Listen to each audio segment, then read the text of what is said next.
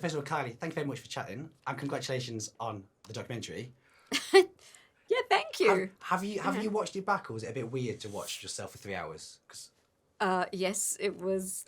It was kind of like it is a bit like an out of body experience. yeah, I first watched it with the director, Michael, in the edit suite. It's like that in itself was interesting, knowing this is where he spent so much, like a year and a half editing, I mean, forever. yeah, And then I watched it with my team, and then I watched it with my family.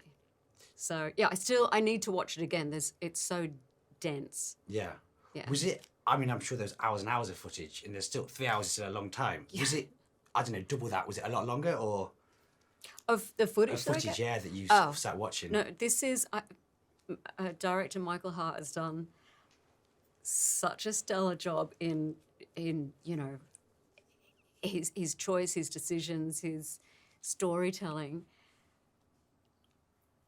We can't even begin to explain how much stuff there is. Photos, footage, memorabilia, 37 years worth. And then some, because there's some kind of family moments from earlier. Yeah, no. Well, that's sort of one of the questions, really. Looking back, what would you tell sort of 16-year-old Kylie? Because obviously you don't know what's ahead of you, do you? I still don't know what's ahead of me, but especially at 16. I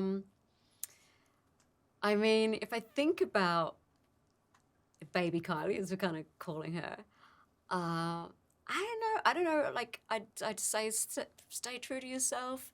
It's going to be a bumpy ride, so hold on. And just try to say have as much fun as you can along the way. Yeah. Yeah. I think I maybe have more or less succeeded in doing that. So I reckon so. And maybe the stress less. I didn't manage that very well, but that's kind of normal. I'm quite stressy. I go to like panic mode. You know what I mean? That's me. In I think episode 1, you're talking about how everyone was trying to sort of make you pick between acting or singing, and there's a really good quote where you say, "Tell that to Cher and Barbara." Oh yeah. Yeah. What, and countless other people. I mean, there's. Yeah, I mean, I guess. Sorry to finish your question. What I was going to say was basically Cher and Barbara. They've still got 30 years ahead of you. Yeah. For the gays and girlies, can you just confirm that in 30 years you will still be doing it? Because that's what we want to know, Kylie. With all my heart, I hope so. Yes. Yeah. Like, do you plan ahead that far on a serious note? No. Or? How I've done this, another reason why it's kind of miraculous to me is I am not a planner. I am too. I mean, I say it in the documentary. I like to be fluid. I like to not. I'm quite non-committal to ideas and notions and. Are you an actress or a singer, or are you this or that? Like, so I'm not a planner. I admire people who go, right, here's my 5-year plan. I'm going to do this, this, and this.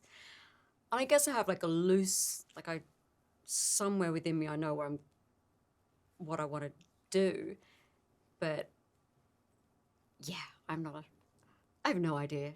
That's fair enough. Like, I maybe know next week or this month. That's all right. I barely know the next hour, to be honest with you, Kylie, so it's fine. And early on, you say you keep trying to get back on stage because life makes sense. Yeah. And no one knows why. Yeah. The parts I've seen, you've not elaborated on that. Are you able to elaborate on that or not? I think we're saving it for, it feels like, actually, it's just kind of hitting me. This is like when I watch a series, it's like where's this going to? What's the end? And in a way, it isn't the end anyway. It's just like this is a timestamp of where I am now in my life. But I talk about, I mean, in so many ways, being on stage makes sense because you've got a job to do, you've got the team to help you do it. There's a start and a finish time. Magic happens in the middle, mayhem, drama. Like, it's like a little microcosm of life, but you kind of forget about real life. Yeah.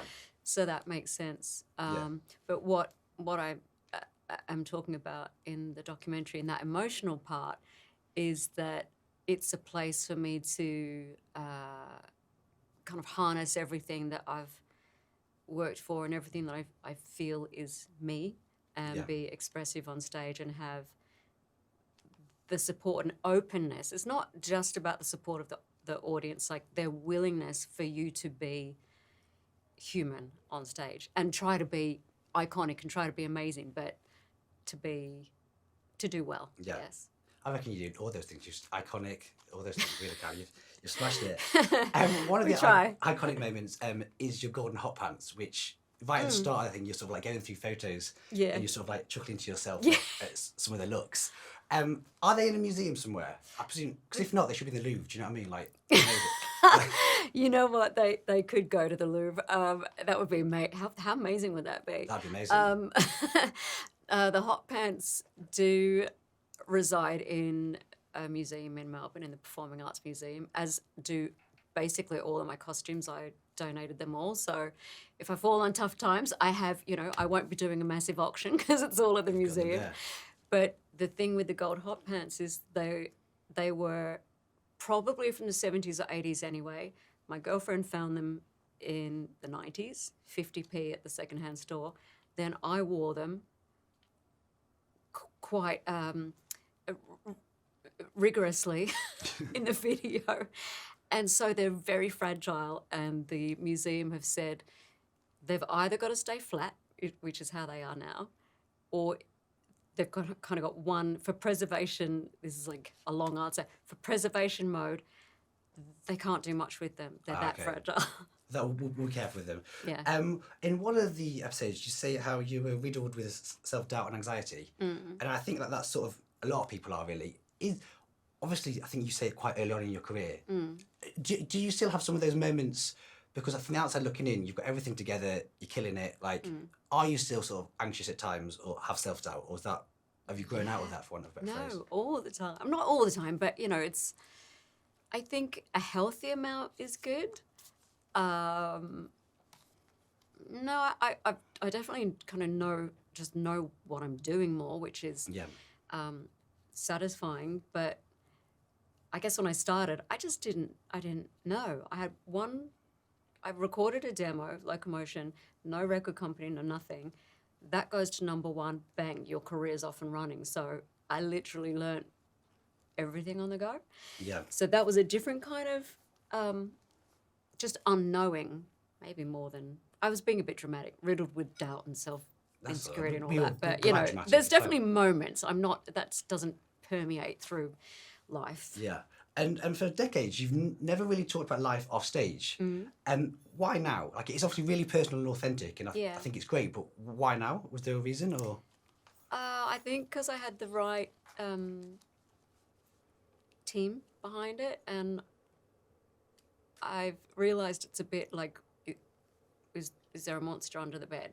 And you kind of build up this fear of telling I'm asking myself why, like what made me do it. So the team, I think there's enough behind me and enough in front of me that now's maybe a good time. And what am I so scared of? Yeah. Like it's been a good exercise to kind of have a look at life and acceptance of where I'm at. You talk about like your first heartbreak, and I go full Bridget Jones, and I get really like upset, and I'm bar chocolate and a bottle of Pinot. Like, please tell me you can relate to that in some way. Or 100%. Yes. Yeah. I mean, I've lived a life, and I've had different relationships that have all shaped me in different ways. Of course, I talk about Michael. I've got Jason Donovan, who speaks so amazingly in the documentary. Yep. Hey, half my songs are about love, so yeah. But you're happy now, though, yeah? I'm super happy right now. Yeah. Cool, amazing. Thank you. You're welcome.